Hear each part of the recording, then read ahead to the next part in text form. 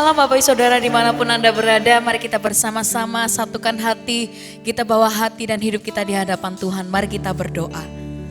Kami bersyukur Tuhan Yesus untuk kesetiaan-Mu dalam hidup kami.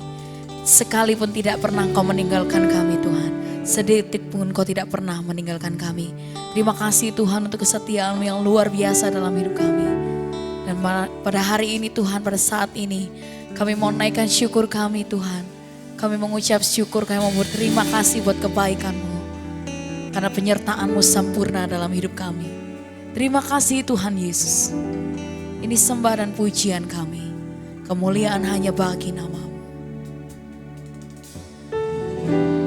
Kau Bapa yang setia, tak pernah sedeti Kau tinggalkan diriku. Hatiku teguh di dalam janji-Mu sampai ku melihat kuasa-Mu. Karya-Mu sempurna, ajaib dan mulia. Penyertaan-Mu buktikan kasih-Mu kepadaku.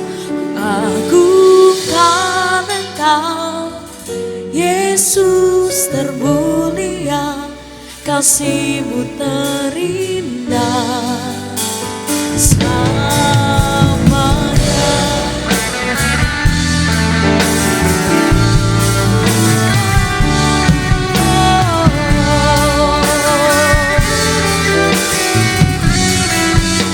Kami mau nyatakan Tuhan, Kau Bapa yang setia, tak pernah sedeti Kau tinggalkan diriku. Hatiku teguh di dalam janji-Mu sampai ku melihat kuasa-Mu. Karya-Mu sempurna, ajaib dan mulia. Penyertaan-Mu buktikan kasih-Mu kepadaku. Ku agungkan Engkau, Yesus termulia, kasih-Mu terindah selamanya.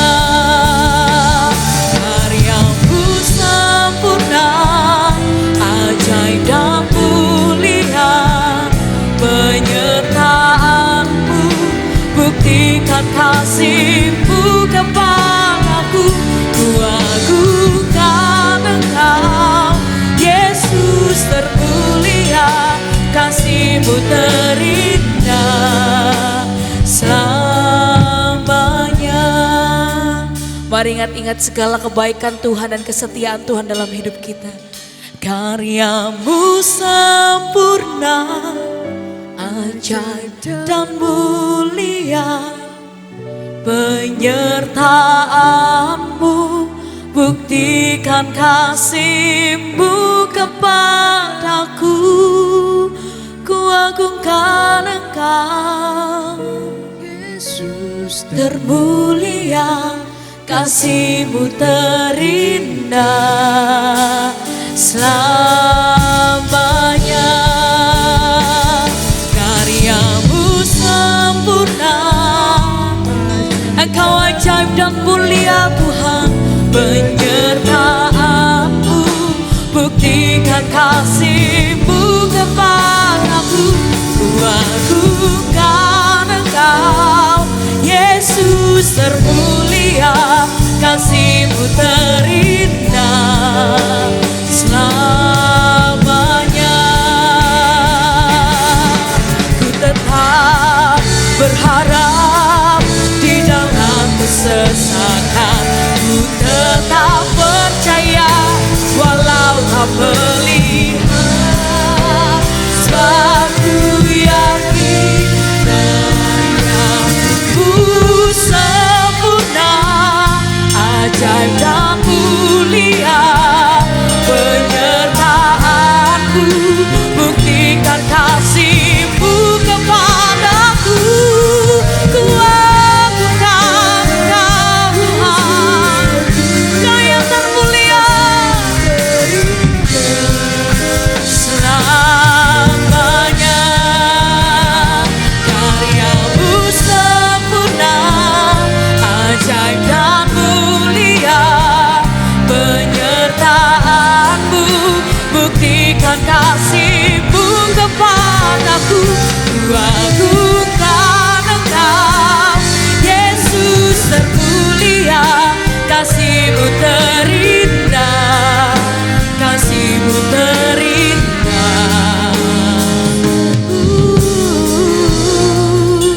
Selamanya.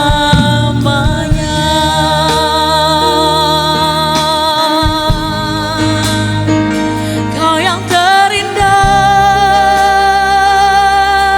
Tuhan, Kau yang termulia, tiada yang seperti-Mu. Kuasa-Mu yang sempurna di dalamku. Kau rancangkan yang ajaib Tuhan,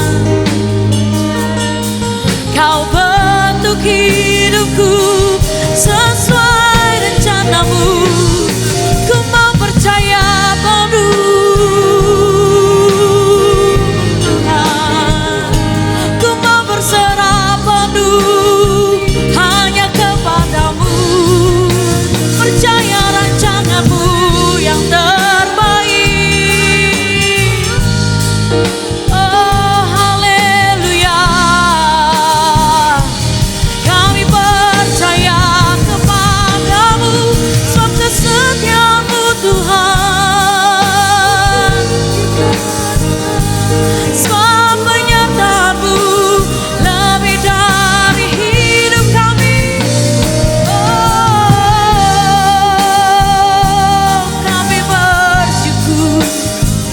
Kami bersyukur kepadamu Tuhan. Oh,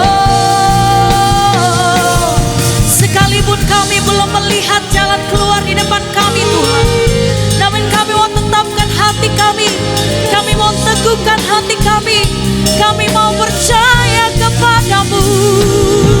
Oh Tuhan, haleluya. Sebab aku percaya, bukan karena melihat, namun karena firman-Mu yang selalu dikenapi di hidupku. Ku percaya, bukan karena melihat, namun karena firman-Mu tiada pernah sebab aku percaya, bukan karena melihat, namun karena firman-Mu yang selalu dikenapi di hidupku. Ku percaya, bukan karena melihat, namun karena firman-Mu tiada pernah.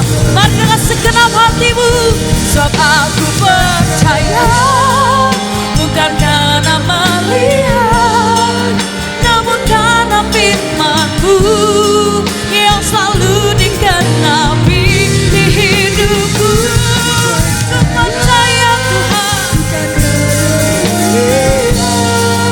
namun karena firman-Mu tiada pernah berubah. Sebab aku percaya, bukan karena melihat, namun karena firman-Mu yang selalu dikenapi di hidupku. Bukan karena melihat, namun karena firman-Mu tiada pernah berubah. Namun karena firman-Mu tiada pernah berubah. Namun karena firman-Mu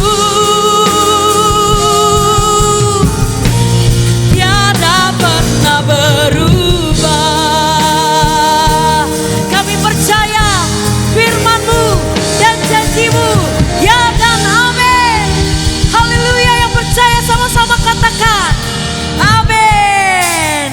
Bapak Ibu Saudara dimanapun Anda berada, saya undang semuanya untuk bangkit berdiri. Kita sama-sama rayakan kemenangan kita di dalam Yesus. Dia Tuhan yang perkasa. Haleluya.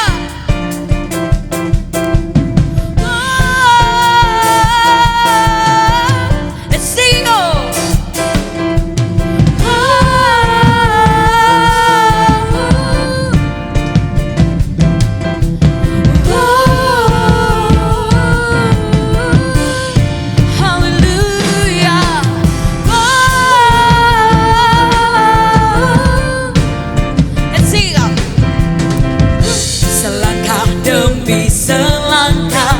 Ku maju tiada lelah, sekalipun ku berjalan dalam lembah kegelapan. Ku tak takut, ku tak gentar, semua musuh gemetar.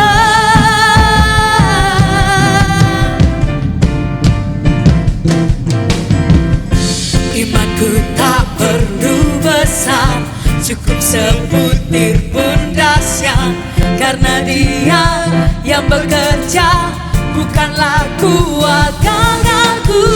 Ku tak takut, ku tak gentar, semua musuh gemetar. Katakan, semua musuh gemetar.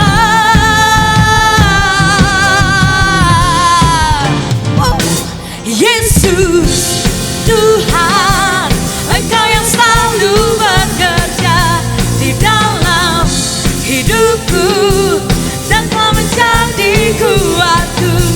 Sekarang aku selalu kan meninggikanmu, kesetiaanmu besar di dalamku. Kau besar Tuhan. Katakan imanku. Imanku tak perlu besar, cukup sebutir pun dahsyat. Karena Dia yang bekerja, bukanlah kuat gagahku. Ku tak takut, ku tak gentar, semua musuh gemetar. Ada Yesus, semua musuh gemetar.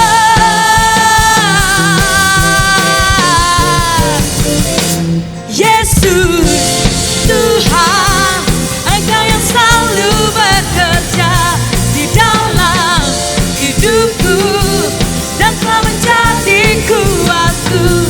Sekarang aku selalu kan meninggikanmu, kesetiaanmu besar di dalamku.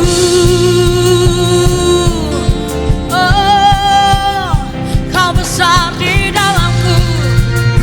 Kau yang makin bertambah, ku harus makin berkurang Tuhan. Imanku teguh di dalam-Mu. Let's sing. Bila Kau di sisiku, bila Kau di sisiku, pada siapa ku takut? Karena Kaulah perisai dan kuatku. Oh, bila Kau di sisiku, pada siapa ku takut? Karena Kaulah perisai dan kuatku.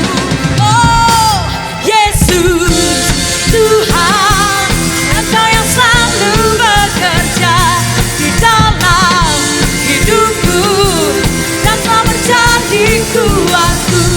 Sekarang aku selalu kan meninggikanmu, kesetiaanmu besar di dalamku. Kau besar di dalamku. Kau besar di dalamku. Sorak-sorai buat Tuhan kita yang besar dan ajaib. Haleluya. Yang percaya Tuhan kita adalah terang yang menerangi segala jalan kita. Berikan sorak-sorai. Haleluya.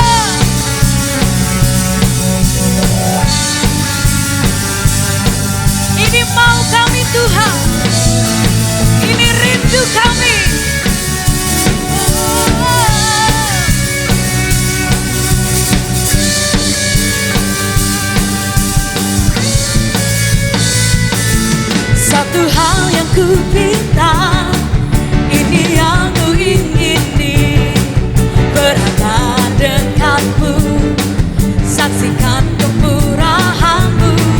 Satu hal yang ku tahu, ini yang ku ingini, menikmati kasih di dalam anugerah-Mu. Tuhan adalah terangku, penuntun hidupku. Kau buatku hidup di dalam rencana-Mu. Tiada ku takut, tiada ku gentar, bersama dengan-Mu yang aku percaya.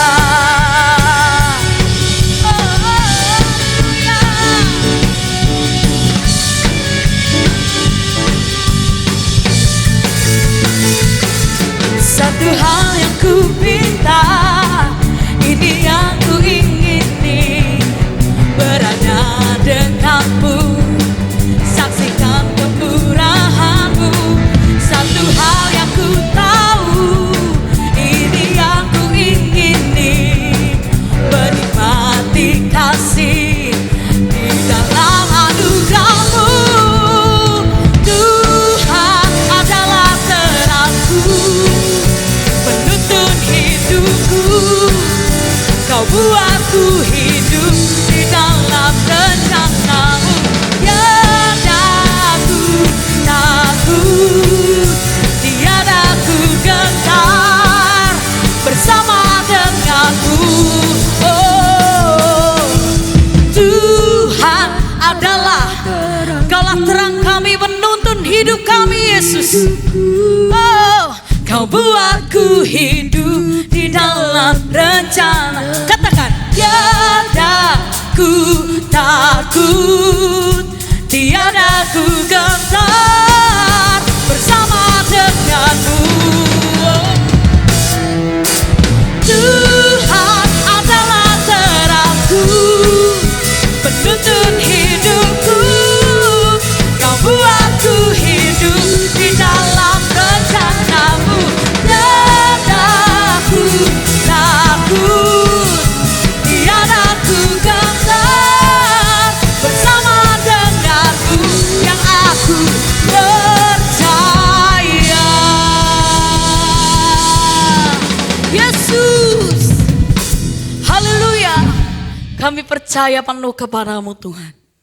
Kami berserah penuh kepada-Mu. Yesus, Engkaulah penolong kami.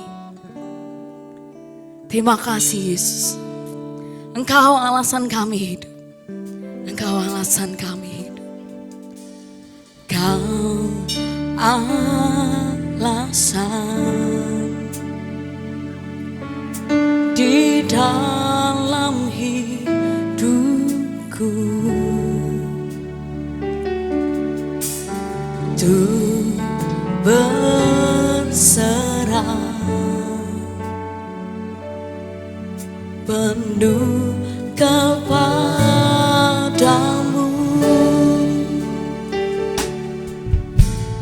Di luar-Mu ku tak akan mampu melakukan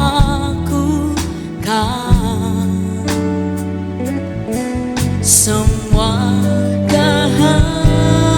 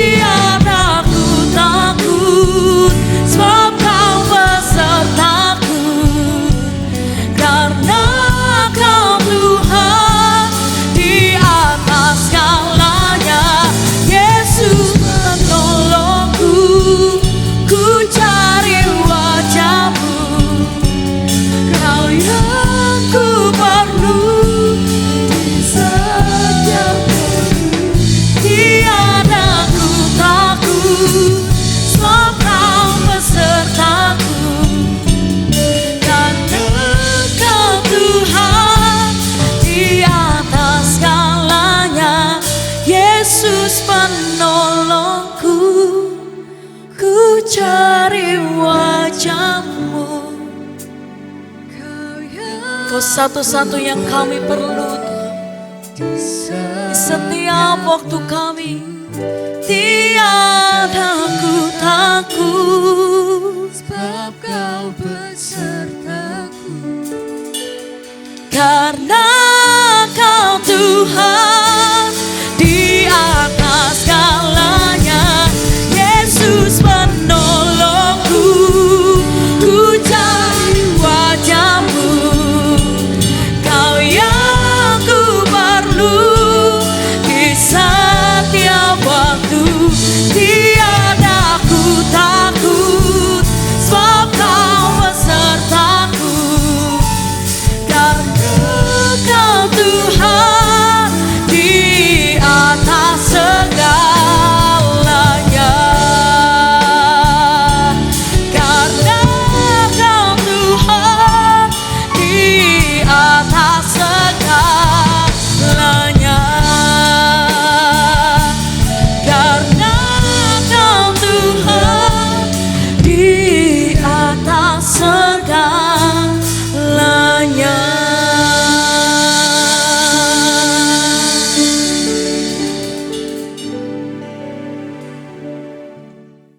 Shalom, Jemaat GBI Dar Blessing dimanapun saudara berada.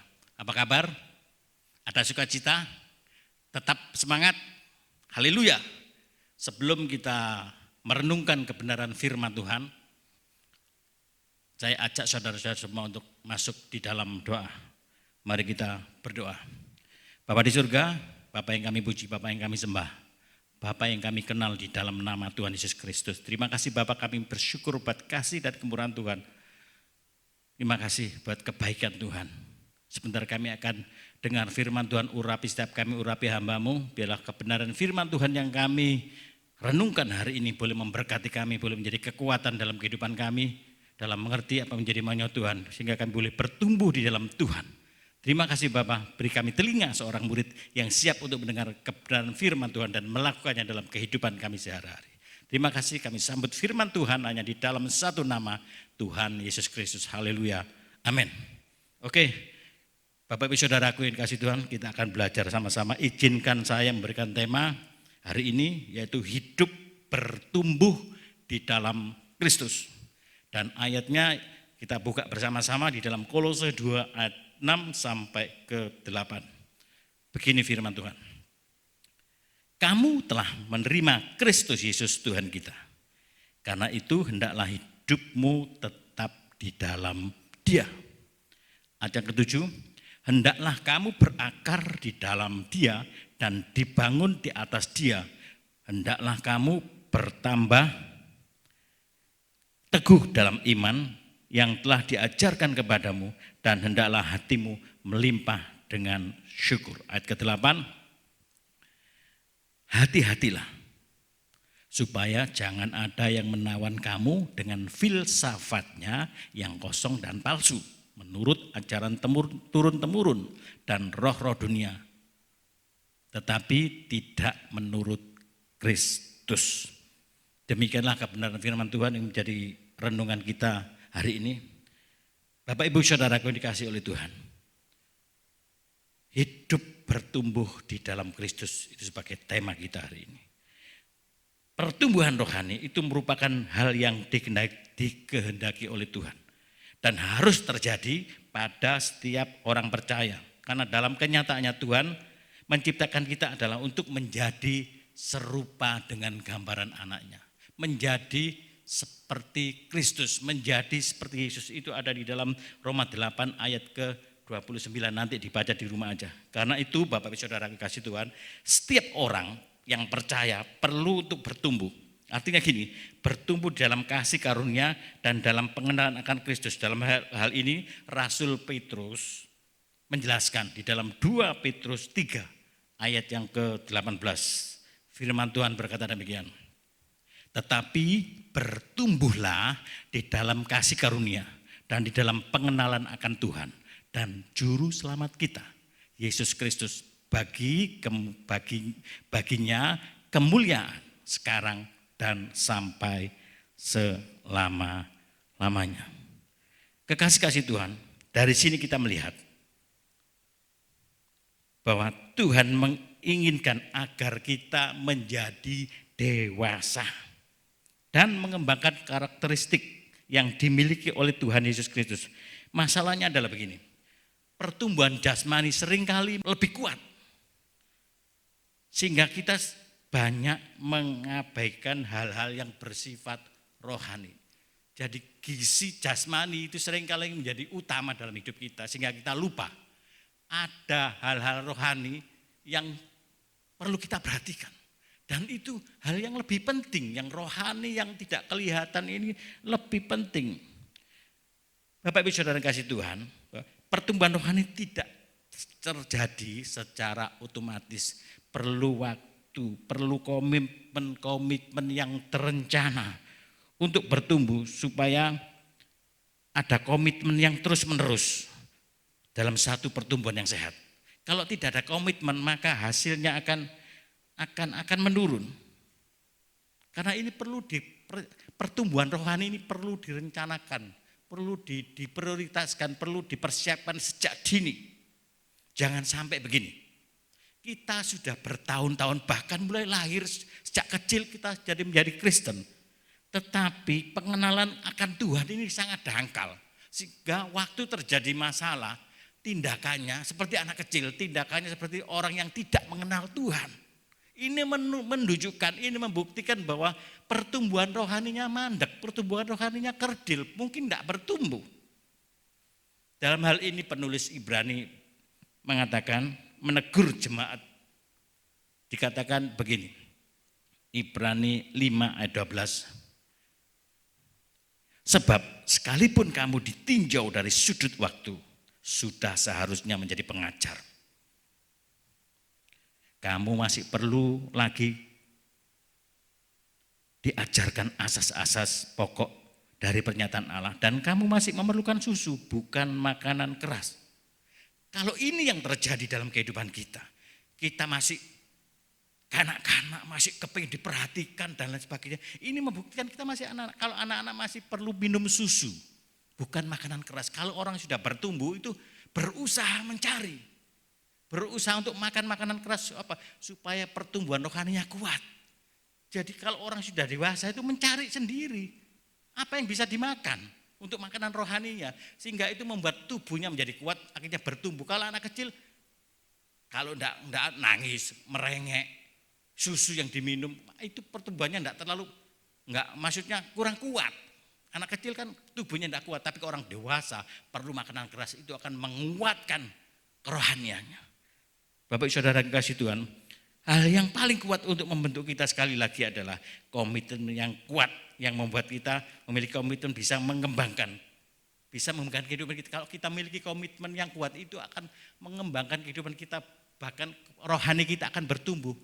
Komitmen yang amburadul itu akan buat kita lemah, semakin lemah.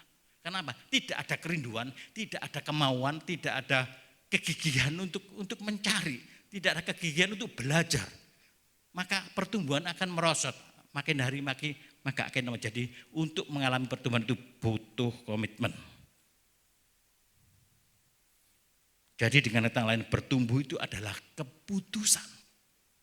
Jadi untuk kita bertumbuh itu bukan orang lain itu hanya menolong, hanya sebatas menolong dan tidak maksudnya bukan porsinya bukan yang terbesar, tapi diri kita sendirilah yang bisa membuat kita bertumbuh. Itu upaya kita, komitmen kita yang terus menerus untuk mencari, untuk belajar, untuk makan makanan keras, maka itu akan membuat rohani kita makin kuat. Bapak Ibu Saudara kasih Tuhan, bagaimana kita memiliki pertumbuhan di dalam Kristus? Inilah yang menjadi pertanyaan kita. Supaya kita bisa bertumbuh ini gimana? Di ayat yang ke-6, kita harus menerima dan tetap di dalam Dia. Kolose 2 ayat yang ke-6. Jadi syarat pertama yang paling esensi bagi setiap orang yang mau bertumbuh adalah menerima Kristus sebagai Tuhan dan Juru Selamat di dalam segala kehidupannya. Kamu telah menerima Kristus Yesus Tuhan kita. Karena itu hendaklah hidupmu tetap di dalam Dia. Jadi syarat yang pertama, hal yang pertama itu adalah menerima Yesus Kristus sebagai Tuhan dan Juru Selamat. Ini adalah syarat mau tidak mau setiap orang percaya harus supaya ada satu pertumbuhan. Karena begini, tidak ada pertumbuhan tanpa menerima Yesus Kristus sebagai Tuhan dan Selamat. Karena di luar Yesus kamu tidak bisa berbuat apa-apa. Jadi untuk bertumbuh yang pertama syarat yang harus kita kerjakan adalah menerima Kristus sebagai Tuhan dan Juru Selamat secara pribadi. Mungkin hari ini saudara belum mantap, mungkin belum pernah dibimbing untuk terima Yesus. Inilah saatnya saudara datang ke hamba Tuhan untuk minta dibimbing. Terima Yesus sebagai Tuhan dan Juru Selamat secara pribadi. Jadi kalau saudara sudah menerima Yesus Kristus sebagai Tuhan dan Juru Selamat secara pribadi, berikutnya melangkah ke tahap berikutnya yang kedua yaitu tetap hidup di dalamnya. Kata tetap itu memiliki pengertian tidak berubah, tidak goyah, tetap konsisten. Karena setiap orang yang menerima Yesus Kristus sebagai Tuhan memiliki tanggung jawab untuk tetap konsisten di dalamnya. Jadi tidak akan pernah berubah. Jadi kita orang percaya kesempatan untuk mengenal Kristus, menerima Yesus dalam hati, dalam akal yang sehat merupakan sebuah anugerah. Itu pemberian, itu anugerah yang enggak boleh kita sia-siakan, yang tidak boleh kita anggap enteng. Jangan sampai disia-siakan. Karena kita langsung berurusan dengan Tuhan kita dan kita memiliki tanggung jawab untuk memeliharanya. Karena itu Allah menghendaki agar orang percaya tetap di dalam Dia. Setelah menerima Yesus Kristus sebagai Tuhan, tetap di dalam Dia. Artinya Tuhan mendaki kita ada di jalurnya Tuhan. Jangan sampai kita keluar dari anugerah Tuhan.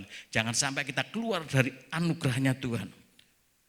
Jadi Tuhan Yesus juga menggambarkan tinggal di dalam Dia itu seperti ranting yang menempel. Kalau saudara baca di dalam Yohanes 15 ayat sampai 8, baca sendiri aja di rumah. Artinya gini, ranting itu kalau nempel maka dapat nutrisi dari batangnya dan akan berbunga dan akan menghasilkan buah. Jadi artinya kalau kita menempel tetap tinggal di dalam Kristus, maka kita akan mendapatkan aliran nutrisi dari batang itu. Lah kita nempelnya kepada siapa? Nempel kepada Yesus, maka kita akan terima anugerahnya, kasihnya daripada Tuhan Yesus. Karena kita melekat, karena kita tinggal di dalam Dia. Karena tetap melekat kepada Tuhan akan dipenuhi kasih Tuhan. Itu yang pertama. Dan yang kedua, bagaimana kita bisa bertumbuh? Yang kedua di ayat yang ke-7. Kolose 2 ayat yang ke-7 dikatakan demikian. Hendaklah kamu berakar di dalam Dia, dibangun di atas Dia. Hendaklah kamu bertambah teguh dalam iman yang telah diajarkan kepadamu. Dan hendaklah hatimu melimpah dengan syukur. Yang kedua, hendaklah berakar di dalam Dia. Jadi setelah kita menerima Yesus tetap di dalam Dia, kita berakar. Karena Alkitab sering menggambarkan kehidupan itu seperti pohon. Ada akar, ada batang, ada daun, ada buah. Setelah berbuah, berakhir di persembahan, dipersembahkan kepada Tuhan. Dan juga Alkitab menggambarkan seperti bangunan. Ada fondasi, terus dibangun di atasnya. Jadi kita nih diibaratkan seperti pohon, Bapak Saudara. Jadi akar itu adalah istilahnya di dalam bidang pertanian. Kata kerja di dalam bahasa Yunani memiliki makna berakar sekali untuk selama-lamanya. Kata berakar ini juga bisa dipakai untuk menjelaskan penggambaran sebuah pohon yang memiliki akar yang tertancap kuat di dalam tanah. Dengan akar yang kuat itu membawa pohon itu seperti sebuah tanaman yang kokoh. Tanaman yang kokoh walaupun ada hantaman angin, kalau akarnya kuat maka tidak akan pernah roboh. Tapi kalau akarnya rapuh, akarnya tidak menyengkram ke dalam tanah, tidak masuk ke dalam, maka waktu ada badai, ada angin, buat pohon itu akan menjadi roboh. Bapak Saudara kasih Tuhan. Jadi yang berikutnya, hendaklah tetap dibangun di dalam Dia. Jadi istilah yang kedua yang dipakai oleh Paulus adalah dalam bidang arsitektur. Hal ini memberikan gambaran kepada kita bahwa ibarat sebuah rumah kita dibangun di atasnya. Makin hari makin teguh, makin hari makin kuat. Kalau dibangun di atas batu karang yang teguh, maka bangunan itu akan kokoh. Walaupun ada angin puting beliung, ada badai, ada apapun, ada banjir melanda. Kalau dibangun di atas batu karang yang teguh, maka rumah itu akan kokoh, rumah itu akan kuat. Tapi kalau dibangun di atas pasir, waktu ada badai, ada banjir melanda, rumah itu akan roboh. Jadi pondasi kita itu adalah Yesus. Setelah kita dibangun di atasnya terus makin hari makin teguh, makin hari makin teguh di atas landasan yang kuat, yaitu iman kita. Dan Tuhan mengendaki kita untuk dapat terus bertumbuh dengan secara sempurna di dalam Dia. Sampai kita semua telah mencapai kesatuan iman dan pengetahuan yang benar tentang anak Allah. Kedewasaan yang penuh dan tingkat pertumbuhan yang sesuai dengan kepenuhan Kristus itu ada di dalam Efesus 4 ayat yang ke-13. Jadi Tuhan inginkan, Alkitab inginkan kita ini mencapai pertumbuhan yang sesuai dengan kepenuhan Kristus. Jadi sekali lagi kita digambarkan seperti pohon berakar. Setelah keluar tunasnya bertumbuh, berdaun, daunnya lebat, berbuah dan menghasilkan buah. Ini namanya pertumbuhan. Kalau dalam hidup ini enggak ada pertumbuhan maka itu cacat atau mati seperti pohon di belakang ini. Ini mati, enggak bertumbuh. Tapi kalau ada pertumbuhan itu ada perubahan demi perubahan. Bayi rohani, anak rohani, dewasa rohani sampai menjadi mempelai. Dan sering kali dari tempat ini saya sampaikan, untuk bertumbuh itu hukumnya wajib. Tidak bisa ditawar-tawar. Dan itu saudara semua dikasih Tuhan. Itu adalah tanggung jawab pribadi kita kepada Tuhan. Dan Tuhan sudah membuka. Tinggal kita membuka hati, lah Tuhan masuk dalam kehidupan kita. Karena Tuhan itu, Dia Tuhan yang sopan. Berdiri di depan pintu, mengetuk pintu, barang siapa membuka pintu, membuka hati, maka dia akan masuk. Dan bahkan bersama artinya kita akan dibajak, kita akan dibentuk, ditumbuhkan. Setelah kita terima Yesus Kristus sebagai Tuhan dan kita tetap dalam Dia, dibangun terus, dipulihkan terus, diberkati sampai kita menjadi mempelai Tuhan. Demikian pula tanda yang berikutnya dijelaskan oleh Paulus, yaitu dan hendaklah tetap diteguhkan dalam iman seperti yang diajarkan. Jadi sama seperti pohon yang berakar tadi di dalam tanah, menghisap makanan, begitulah orang Kristen berakar di dalam Kristus. Sama digambarkan juga seperti bangunan tadi. Pondasinya Tuhan Yesus dibangun di atasnya. Itu sebagai landasan untuk kemantapan kerohanian saudara.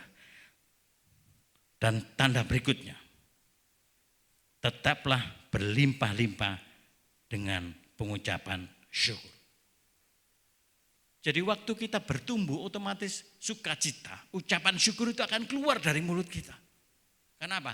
Tuhan intervensi langsung, Tuhan turut bekerja di dalam segala sesuatu untuk mendatangkan kebaikan. Kalau ini yang terjadi itu membuat kita bersyukur, membuat kita bersukacita. Masalah boleh ada, apapun pandemi boleh ada, tapi kita tetap bisa bersyukur kepada Tuhan. Kenapa?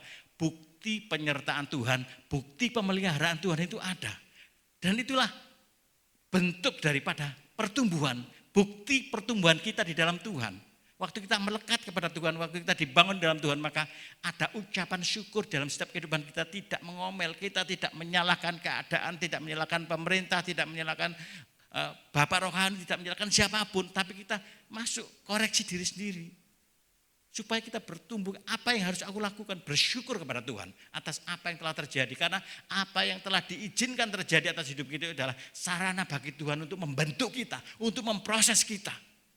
Ini yang harus kita sadari. Jadi pertumbuhan itu tidak bisa terjadi dalam satu malam, tapi perlu komitmen, perlu proses, perlu direncanakan yang kuat sehingga kita menyampai kesempurnaan, menjadi seperti anaknya, menjadi serupa dengan gambaran anaknya, menjadi seperti Yesus. Dan yang ketiga, kekasih-kasih Tuhan. Memiliki kewaspadaan terhadap filsafat dunia. Kolose 3 ayat yang ke-8. Kolose 2 ayat yang ke-8. Hati-hatilah supaya jangan ada yang menawan kamu dengan filsafatnya yang kosong dan yang palsu menurut ajaran turun-temurun dan roh-roh dunia, tetapi tidak menurut Kristus. Bapak Ibu Saudara kasih Tuhan, orang Kristen sebagai seorang Kristen yang tidak mendapatkan pertumbuhan rohani dari Kristus dan dari orang-orang Kristen yang lain, pada akhirnya akan menjadi orang yang lemah. Di sini kita akan melihat Paulus sadar akan bahaya yang satu ini. Karena itu ia melanjutkan nasihatnya dengan menjelaskan tanda yang berikutnya dari sebuah pertumbuhan, yaitu memiliki kewaspadaan. Dikatakan di sini, hati-hatilah supaya jangan ada seorang pun yang menawan kamu melalui filsafatnya yang hampa dan palsu. Bapak saudaraku yang kasih Tuhan, di sini dipakai menawan, kata menawan yang dipakai dalam militer, tawanan. Tawanan artinya memiliki pengertian memperdaya, menghasut, meracuni. Jadi jemaat yang ada di Kolose waktu itu, kenapa Paulus tergerak untuk mengirim surat kepada jemaat di sana? Kenapa? Jemaat mulai diracuni, jemaat mulai terganggu, tergoda dengan roh-roh supranatural, artinya pengajaran-pengajaran palsu, nabi-nabi palsu, sehingga Paulus punya beban pengirim surat kepada jemaat yang ada di Kolose supaya jangan sampai diperdaya, jangan sampai dihasut, jangan sampai diracuni. Dan dikatakan hati-hatilah supaya jangan ada seorang pun yang menawan kamu. Supaya apa? Tidak terikat oleh hal-hal yang sifatnya mistis, hal-hal sifatnya omong kosong dan palsu. Filsafat guru-guru palsu disebut kosong dan palsu, karena kosong dan palsu itu artinya gini, sumber ajaran mereka itu adalah ajaran turun-temurun atau tradisi. Dan tradisi manusia bukan dari sumber kebenaran firman Tuhan. Itu kejadian yang ada di jemaat di Kolose waktu itu. Dan hari ini pun bisa terjadi. Bapak ibu saudara kasih Tuhan. Banyak nabi-nabi palsu, banyak guru-guru palsu, banyak pengajaran-pengajaran palsu. Untuk itu Bapak ibu saudara yang kasih Tuhan, saudara tetap setia untuk mengikuti pengajaran yang disampaikan melalui gereja ini. Setiap hari Minggu ada, hari Rabu ada, hari Sabtu ada pemuda remaja. Ini untuk menjaga kita supaya kita mampu, supaya kita mengerti sehingga pertumbuhan rohani kita tidak terganggu, tidak terhasut, tidak terbelokkan. Karena kalau kita tidak memahami pengajaran ini sangat berbahaya. Karena ada banyak roh-roh, ada banyak guru-guru palsu yang memulai membelokkan Alkitab. Kalau kita tidak paham, ditambah, dikurangi sedikit, kita tidak tahu, itu bisa terjerumus kita oleh ajaran-ajaran palsu, oleh roh-roh dunia itu. Untuk itu saudara tetap setia di dalam pengajaran akan firman Tuhan yang disampaikan oleh hamba-hamba Tuhan di tempat ini. Supaya apa? Saudara tetap bertumbuh di dalam Dia, saudara tidak ditawan, saudara tidak diracuni, saudara tidak dihasut. Karena pengajaran mereka, guru-guru palsu ini adalah dari roh-roh dunia ini yang dasarnya bukan dari kebenaran firman Tuhan. Ini yang perlu kita. Jadi melibatkan roh-roh dunia, bukan menurut Kristus. Bapak saudara yang kasih Tuhan, biarlah 3 hal ini boleh kita praktekkan dalam hidup kita sehari-hari. Supaya kita bisa bertumbuh. Yang pertama, menerima Yesus sebagai Tuhan dan Juru Selamat dan tetap di dalam Yesus. Yang kedua, berakar, dibangun, bertambah teguh dan melimpah dengan ucapan syukur. Jadi ada progres, ada peningkatan. Yang ketiga, waspada terhadap filsafat dunia atau pengaruh-pengaruh dunia yang berusaha menghancurkan kita. Karena iblis itu sifatnya, iblis datang untuk mencuri, membunuh dan membinasakan. Tapi Yesus datang untuk memberikan hidup di dalam segala kelimpahan. Itu bedanya Yesus dengan iblis, Yesus dengan setan. Kalau setan membunuh, menghancurkan, merusak dan menghancurkan.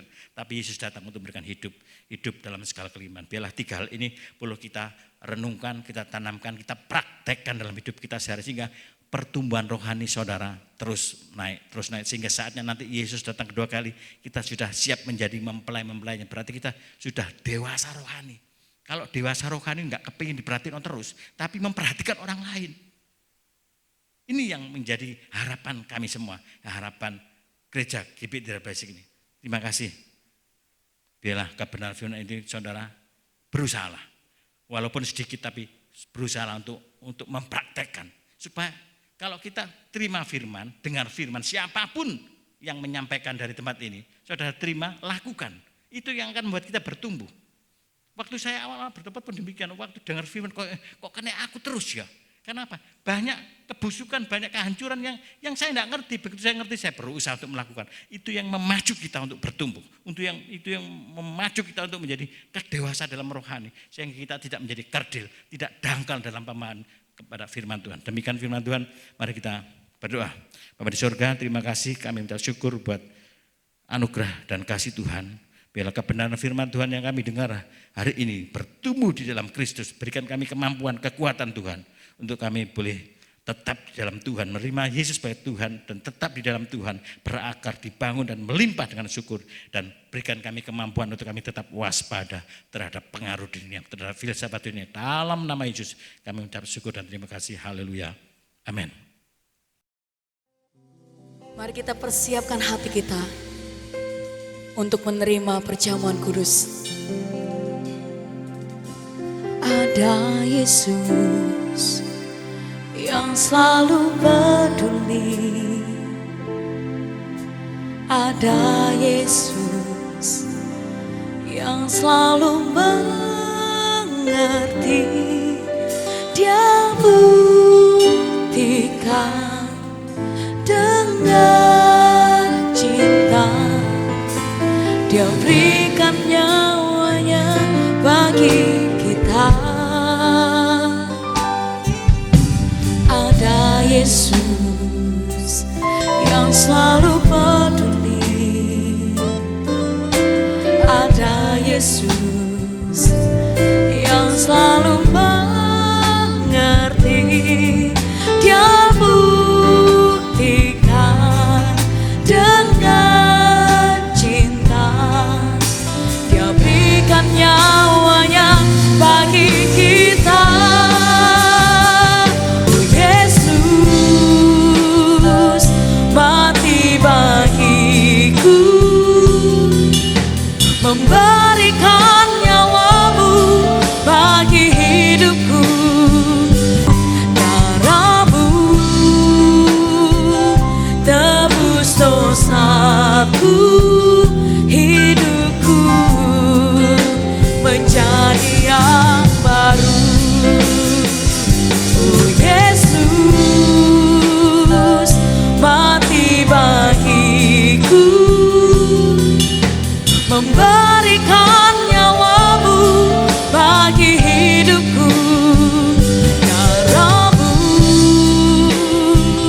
tebus dosaku, hidupku menjadi yang baru.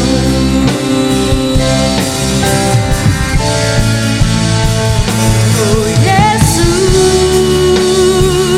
mati bagiku, memberikan nyawamu bagi hidupku. Darahmu tebus dosaku, hidupku menjadi yang baru.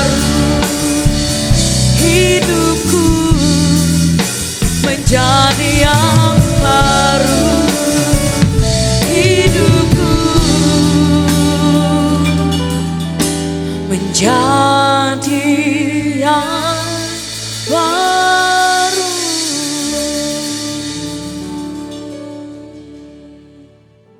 Bapak Ibu Saudara kasih Tuhan, kita akan masuk di dalam perjamuan kudus. Siapkan hati saudara untuk kita masuk dalam perjamuan kudus, bersekutu dengan tubuh dan darah Yesus. Dan hari ini kita sedang diingatkan akan korbannya. Tuhan Yesus rela diolok, rela dihina, diludahi, disiksa, bahkan sampai mati di atas kayu salib. Untuk apa? Untuk menebus dosa saya dan saudara. Seharusnya kita ini binasa, seharusnya kita dihukum. Tapi karena cintanya, karena kasihnya, dia korbankan dirinya, darahnya tercurah di atas kayu salib. Saat Tuhan Yesus disalib, Tuhan Yesus berkata, sudah selesai. Artinya karya penebusan sudah dikerjakan satu kali untuk selama-lamanya. Tidak ada korban yang kedua kali, satu kali untuk selama-lamanya. Dia yang tidak mengenal dosa dibuatnya menjadi dosa supaya di dalam dia kita dibenarkan oleh Allah. Kita, saya dan saudara. Dosa kita sudah dibayar lunas. Untuk itu hari ini kita sedang diingatkan kembali akan korban itu. Mari angkat roti tinggi di atas kepala dan dengar firman Tuhan. Sebab apa yang telah kuteruskan kepadamu telah aku terima dari Tuhan, yaitu bahwa Tuhan Yesus pada malam waktu ia diserahkan mengambil roti, dan sudah itu ia mengucap syukur atasnya. Ia memecah-mecahkannya dan berkata, inilah tubuhku yang diserahkan bagi kamu, perbuatlah ini menjadi peringatan akan aku. Roti yang ada tangan kita, roti yang sudah diberkati Tuhan adalah merupakan persekutuan dengan tubuh Yesus. Haleluya. Makanlah.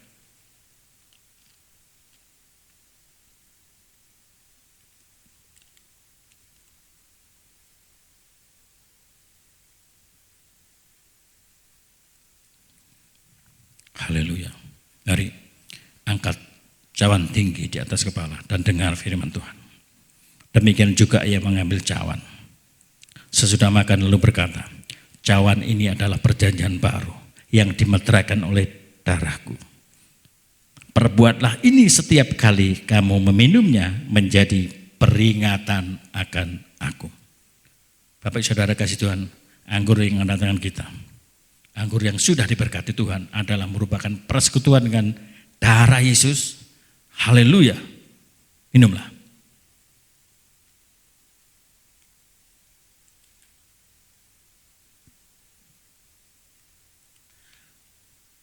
Mari kita berdoa. Terima kasih Bapa buat kemurahan Tuhan. Terima kasih buat pengorbanan Tuhan. Terima kasih buat karya salib Tuhan. Terima kasih buat persekutuan kami dengan tubuh dan darah Yesus, dan kami percaya ada kuasa di dalamnya. Kami percaya saat ini kekasih Tuhan yang sakit, kami berdoa di dalam nama Yesus. Kami percaya kesembuhan terjadi, mujizat terjadi, pemulihan terjadi. Terima kasih Bapak, kami bersyukur kalau Tuhan izinkan kami boleh masuk di dalam perjamuan kudus hari ini. Terima kasih, kami bersyukur buat kemurahan, anugerah yang Tuhan berikan atas kami, dan kami percaya kami sudah diselamatkan, kami sudah menerima hidup yang kekal. Terima kasih Bapak, kami bersyukur. Haleluya, terima kasih. Dan saat ini kami juga berdoa Tuhan untuk negeri kami. Kami menyerahkan negeri kami dari Sabang sampai Merauke, penduduknya ke dalam tangan kasih kuasa Tuhan. Berkati mereka semua Tuhan, pulihkan mereka semua. Sembuhkan Indonesia, sembuhkan, pulihkan negeri kami. Dan kami percaya kalau Tuhan sudah memilih para pemimpin kami Tuhan, kami percaya Tuhan yang memberikan hikmat, berikan petunjuk kepada mereka semua, sehingga boleh membawa negeri kami Indonesia ini makin hari menjadi negeri yang adil dan makmur, negeri yang penuh sukacita, negeri yang berbahagia, negeri yang tenang. Terima kasih, berkati juga kota kami Surabaya ini, berkati kota kami, berkati pemimpin kami. Hikmat Tuhan menyertai dalam pemimpin kami di kota Surabaya ini. Karena sebentar lagi akan pilkada, Tuhan berikan keamanan atas kota kami ini. Kami berdoa di dalam nama Yesus, biarlah sejahtera kota ini adalah kesejahteraan kami juga. Kami mau berdoa buat kota kami. Tidak ada lagi kerusuhan, tidak ada lagi unjuk rasa. Kami melepaskan salum atas kota kami Surabaya ini.